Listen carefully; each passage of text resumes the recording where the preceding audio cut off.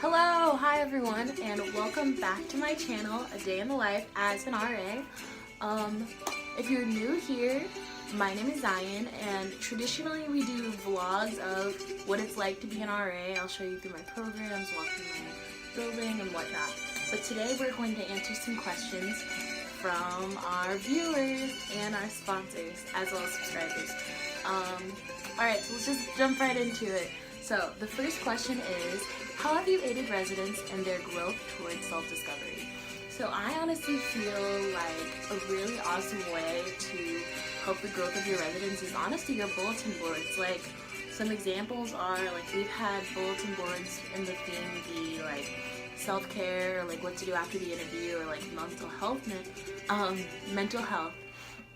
And I feel like those are all great ways to really grow in yourself, and then it's also ways of like self-discovery. So another example is my most recent board that I created is self-care, and I have an interactive part where it's like, what do you love about yourself, you know? And I feel like that goes along with self-discovery, is because it's like, you don't too often sit down and think like, wow, I really love this about myself. So it's like, we're honestly our biggest critics, you know? We're always critiquing ourselves. I wish I was better at this. I wish I was more talented at that. I wish I did better in math, like, and whatnot. So it's like, I really have them like step back and look like, what's something you really love about yourself. So I feel like that was an awesome way to like show that. Another example would be, we had a bulletin board called like what to do after the interview, and it was just, a lot of it was information about like, you know, like sites you can go to and look forward to if you need help in that, or even just some tips and some advice. And I have an interactive part where it's like, just leave a tip for someone else. Like, you might already know something that's helped you in interviews in the past, and it's like, this, what can help someone else? I actually had one of my residents looking at the bulletin board and be like, oh, you know, I have an interview coming up, like, this is so helpful for me, you know, because it's like, it's a part of her life, something you're always gonna have to do is like have interviews to get jobs. So I even, like, I was helping her discuss it. Like, I haven't had too many interviews, but it's like, I found the tips on the board to be very helpful that other residents left, and I could learn from it, and I was like, yeah, you can even learn from it too. So I discussed that with her. The next question is, please provide an example of a time that you were a positive role model for your community.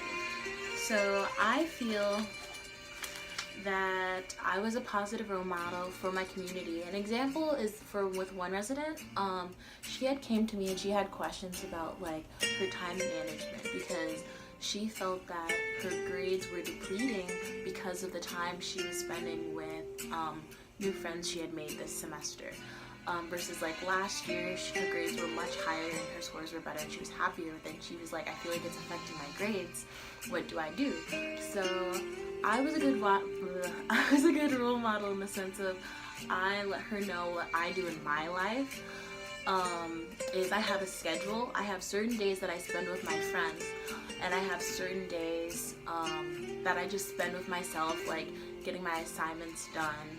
And it's like, oh, this is the day that I have all to myself. I have less going on in my life, so it's better for me to try to get my work done that day. And then I also recommended like taking the time that you spend with your friend to get your work done. So a lot of times I'll have study sessions with my own friends, and we'll do our homework together. So it's like we're being productive, but we're also being social because we're spending time together. So those were examples that I gave to her.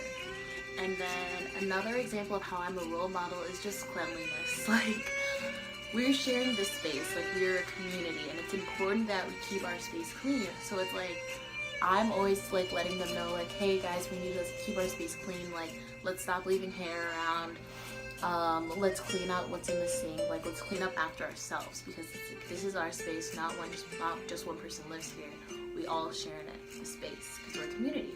So it's like, for me to be a role model, I can't say that to my residents and then not act on it. Like, my residents probably see me all the time cleaning up like hair after like I've showered or I've brushed my hair or something, like, and like even after I brush my teeth, I clean out the sink, because it's like, I can't hold them to an expectation and then not meet that expectation myself, you know? Like, that's what does life mean? Like, that's being in the life of an RA. You need to hold yourself to those same expectations you hold your residents, because it's like they look up to you. You're their role model. Alright, and then also the way I just is kindness. If I see my residents, you know, I'm always kind. I like say hello, I smile, I wave, and it's like even if I see people around the residence hall that I don't necessarily recognize, whether that's like another RA's residence or whatnot, it's like I still am kind, smiling, like hello, like just a nice welcome. It's just something nice to do in your community, and it's like it's nice to pass the positivity around and the kindness around. Alright, the next question is, what steps did you take to build a community that fostered inclusive excellence and a sense of belonging for all residents? So I feel like a great way of doing this is actually the program that I used to hold in the last semester, which was Cooking Up Conversations. And what we would do was we would sit together, enjoy a meal that we've all cooked together or I've slowly made, and then we would have conversations. But the big thing about the conversation is it's like you have to be inclusive of everyone. It's like you don't want anyone to just like feel like they're left out of it and they're just eating their food on their own. It's like we're in this community together, we're sharing together. So an example of a time was when I asked everyone what their passion was. Like I was like, hey, everyone, tell me your passion, tell me something you're interested in. And we had about 9 girls sitting all together, and every single one of them like shared their passion. And it's like you normally don't have to get up and talk unless it's like you're with your friends or you're giving a presentation. So sometimes it's a little bit uncomfortable, but it's like it's easy because you're just letting them know about who you are and yourself. And I feel like there were so many connections made that day, because it's like, oh, you like horseback riding? I like horseback riding. Like, oh, you like sports? Like, I like sports. So everyone was sharing their interests. We found out a lot of people were interested in the same sports. Some people had the same majors. Like, I'm an art person. I found another one of my residents had an interest in art and drawing. So it's like that really helped kind of build our community. Is like that willingness to share what's important to you, and then that willingness to connect and see what's important to others. And then a way I foster inclusive excellence is when I cook these meals. My most recent event I had was Little Italy. I cooked a meal for my residents, and it was like a pasta night. But it's like when you're making food for a large group of people where there's so much variety and like diet and like allergies, you have to be sure that you're like inclusive. So rather than just making a pasta dish with like red sauce and meat, I had a variety of options. It's like some of my residents are vegetarian, some of them are lactose intolerant. You know, like these are things you need to keep in mind when you have a bunch of people that you're in charge of and that you're working with. So yeah. Alright, the fourth question is, share an example of a time you created an opportunity for residents to engage with faculty and staff. I feel like the best times for that are like weekly dinner, and then also like just programs and events that you hold. So a time I've done that, it's like numerous times, my faculty fellow will join us for dinner.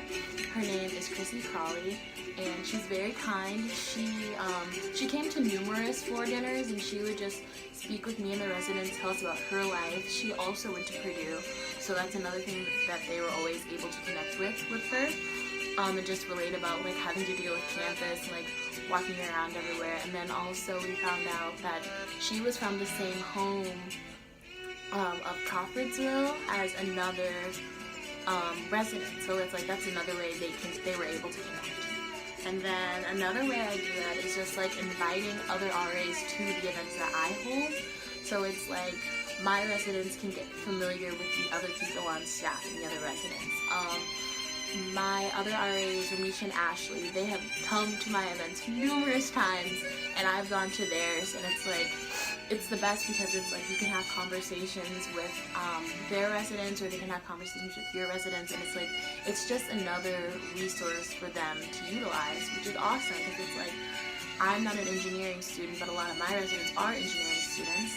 And Ashley happens to also be an engineering student, so she's able to like speak with them and be resourcing them like what works for her.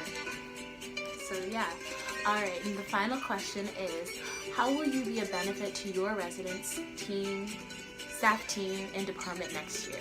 So I'm so excited to return next year because I feel like I've learned so much. It hasn't been a full year yet. It's been a full 1 semester, and we're getting into like the first quarter of this semester, the second semester, and I just feel like I've learned so much, like just being in the job.